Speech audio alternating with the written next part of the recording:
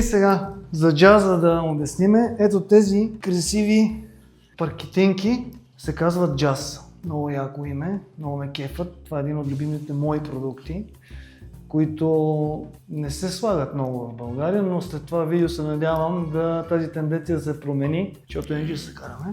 И разбира се, K-Corner, както е цвета в останалите помещения, ще бъдат прецизно свързани под вратите, с плътна връзка. И мисля, че този обект ще стане купличка. Много се радвам, много се кефи, с нетърпение очаквам крайния резултат. Джаз.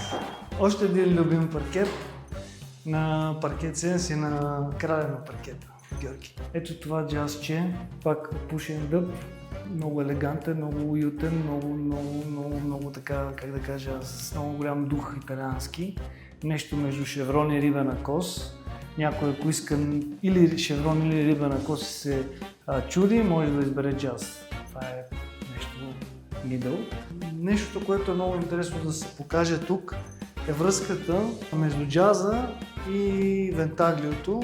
Колегите са го направили много елегантно, с права дъска, за да може да има много по-плавен преход.